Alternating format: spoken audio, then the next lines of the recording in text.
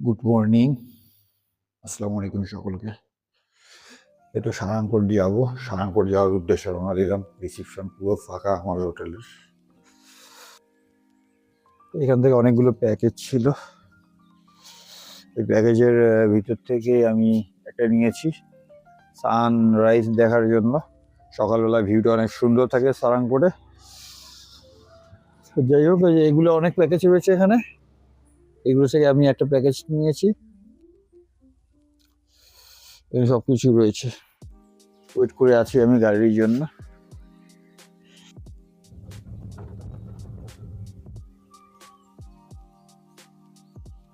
সারাংপুরের view অসাধারণ লাগছে।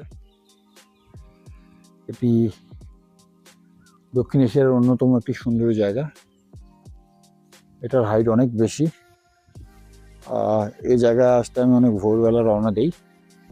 যাই হোক, খুব সুন্দর লাগছে এখন আসতে পেরে আমার। এখান থেকে ভিউটি অনেক সুন্দর লাগছে সারাংপুরের।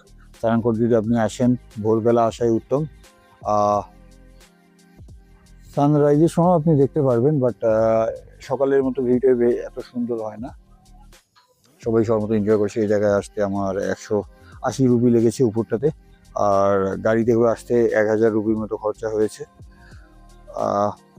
মোট 1060 রুপির মতো, কারণ আমরা 3 জন এসেছি তো 3 জনের জন্য 180 লেগেছে এই জায়গায় উপরে টিকিটের মতো। একটু খুব সুন্দর জায়গা। এখান থেকে ভিউটি এত সুন্দর দেখা যাচ্ছে, আসলে মনোরম পরিবেশ, চোখ জুড়িয়ে যাচ্ছে। মেঘ ও পাহাড়ের এই প্রাকৃতিক ছায়া একসঙ্গে দেখতে অসাধারণ লাগছে। ভিউটি দেখুন।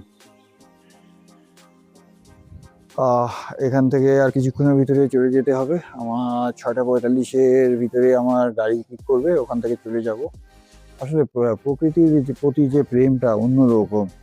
তাই যান্ত্রিক কোলাহল থেকে বের হয়ে আসতে যদি প্রকৃতিকে সময় দেওয়া যায়, মন মানুষের সবকিছু ভালো থাকে। আমারও শারীরিক একটু সমস্যা, এখানে আমি এক্সপ্লোর করছি। খুব সুন্দর লাগছে, অসাধারণ। ভালো থাকবেন। আল্লাহ হাফেজ।